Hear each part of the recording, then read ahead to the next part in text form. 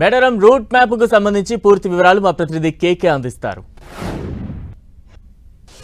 మేడారం అంతా కూడా సర్వం సిద్ధమైనటువంటి సిచ్యువేషన్ ఉంది. మొత్తం 42 సెక్టార్ల లోపల పని విభజన చేసుకొని అధికార యంత్రాంగం నిర్విరామంగా కృషి చేస్తుంది. ఎక్కడా కూడా కమ్యూనికేషన్ గ్యాప్ లేకుండా 27 శాశ్వత టవర్లతోటి తాత్కాలిక పద్ధతిలో 33 టవర్లను, అదేవిధంగా 450 హై ఫ్రీక్వెన్సీకి సంబంధించినటువంటి సెల్ టవర్లను కూడా ఏర్పాటు చేశారు. ఎక్కడికక్కడికి భక్తులను క్రమబద్ధీకరించేందుకు మేడారం ప్రాంతాన్ని 8 పరిపాలనా జోన్లుగా విభజించి 42 సెక్టార్లతోటి వర్క్ చేసే విధంగా పని విభజన చేశారు. ఒక్కొక్క జోన్కు ఒక్కొక్క జిల్లా స్థాయి అధికారిని ఇన్ఛార్జిగా పెట్టారు. ఒక్కో సెక్టార్కి మండల స్థాయి అధికారి విధులు నిర్వర్తించేందుకు మొత్తం ఏర్పాట్లు పూర్తి చేశారు. ఆలయ ప్రాంగణం, గద్దెలు, జంపన్నవాగు, ఆర్టీసీ బస్టాండ్, ఊరట్టం, శివరాం సాగర్, సర్జాపూర్, పడిగాపూర్ వంటి కీలక ప్రాంతాల్లో సమర్థవంతమైనటువంటి అధికారులను నియమించి మొత్తంగా కూడా ఏర్పాట్లు జాతరను విజయవంతం చేసేందుకు ఏర్పాటు చేశారు. ప్రస్తుతం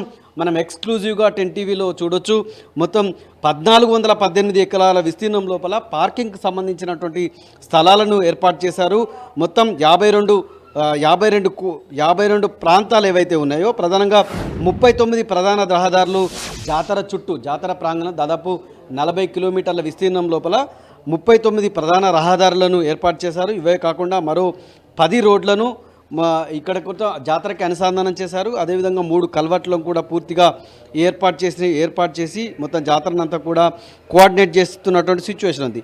33 కిలోమీటర్ల కోటి తాడ్వాయి నుండి నార్లాపూర్ వరకు, అదేవిధంగా చిన్నబోయినపల్లి, ఊరట్టం అట్లా, అంటే ఎక్కడైతే ఛత్తీస్గఢ్ ప్రాంతాల నుంచి వచ్చారో అక్కడి నుంచి కూడా ఎవరికి ఎలాంటి ఇబ్బందులు తలెత్తకుండా ఏర్పాటు చేసినటువంటి సిచ్యువేషన్ మనకు కనిపిస్తుంది. 1418 ఎకరాల విస్తీర్ణం లోపల పార్కింగ్ స్థలాలను ఏర్పాటు చేస్తే 43 ప్రాంతాల లోపల మొత్తం 1418 ఎకరాల విస్తీర్ణం లోపల పార్కింగ్ స్థలాలు ఉంటే, ఇందులో అటవీ శాఖకు సంబంధించినటువంటి 15 ప్రాంతాల లోపల 235 ఎకరాల లోపల, అదేవిధంగా ట్రైబల్ వెల్ఫేరు, పట్టాభూములకు సంబంధించిన 24 ప్రాంతాల లోపల 1164 పార్కింగ్ ప్లేసెస్ ఏర్పాటు చేశారు. 3 ప్రాంతాల లోపల 19 ఎకరాల లోపల పార్కింగ్ స్థలాలను ఏర్పాటు చేశారు. ఒకసారి అంటే జాతరకు వచ్చేటువంటి భక్తులు జాతరకు వచ్చే ఏ రకమైనటువంటి వ్యూహాన్ని మొత్తంగా కూడా ఇక్కడ ఉన్నటువంటి పోలీసు, రెవెన్యూ శాఖ, ములుగు యంత్రాంగం ఏర్పాటు చేసిందని ఒకసారి చూడొచ్చు మనం.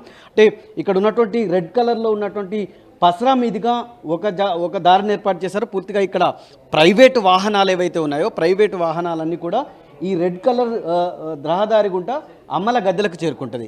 అదేవిధంగా నేరుగా గద్దెలకు చేరుకోవాలంటే ఆర్టీసీ బస్సు ఎక్కిన తర్వాత సామాన్య ప్రయాణికుడు నేరుగా గద్దెలకు చేరుకునేటువంటి విధంగా ఇక్కడ ఏర్పాటు చేశారు. ఇది తాడ్వాయి పాయింట్. ఈ తాడ్వాయి పాయింట్ నుంచి ఎల్లో కలర్ నుంచి ఆర్టీసీ సామాన్య భక్తుడు గద్దెలకు నేరుగా చేరుకునేటువంటి రహదారి ఇది.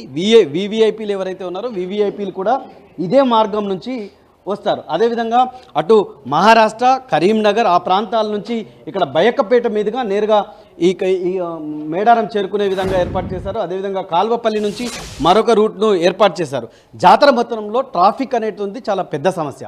ఈ ట్రాఫిక్ సమస్యను అధిగమించని కోసము ఈ 2 మార్గాలు, అటు బస్రా అదేవిధంగా ఇక్కడ ఉన్నటువంటి తాడ్వాయి 2 మార్గాల నుంచి గద్దెలకు చేరుకున్న తర్వాత ఇక్కడ నుంచి నేరుగా 1 వే నుంచి అటు బయకపేట మీదుగా భూపాలపల్లి వెళ్తూ, భూపాలపల్లి వెళ్ళేటువంటి రూట్ నుంచే అటు వరంగల్ నుంచి అటు గూడెప్పాడు నుంచి డైవర్ట్ అయిపోయి పరకాల నుంచి గూడెప్పాడు వెళ్ళి హైదరాబాద్ మీదుగా వివిధ ప్రాంతాలకు వెళ్ళే వాళ్ళు, ఖమ్మం అదేవిధంగా వివిధ ప్రాంతాలకు వెళ్ళే వాళ్ళను 1 వే రూట్ ఏర్పాటు చేశారు. అదేవిధంగా మిగతా ప్రాంతాలు ఏదైతే మరొకటి కాల్వపల్లి నుంచి డైవర్ట్ అయిపోయి 1 వే నుంచి వెళ్ళే విధంగా మొత్తం కూడా ఏర్పాటు చేశారు. మొత్తం 15,000 మంది 4 రోజులుగా జాతర అమ్మలు గద్దెలకు చేరడం గురించి మొదలుకుంటే వనం చేరేంత వరకు కూడా చాలా అత్యంత పగడ్బందీగా ప్లాన్ చేశారు. ఈ ప్లాన్ వర్కౌట్ చేసి ఎగ్జిక్యూట్ చేసేందుకు మాత్రం అధికారులు నిర్విరామంగా ప్రయత్నం చేస్తున్నారు.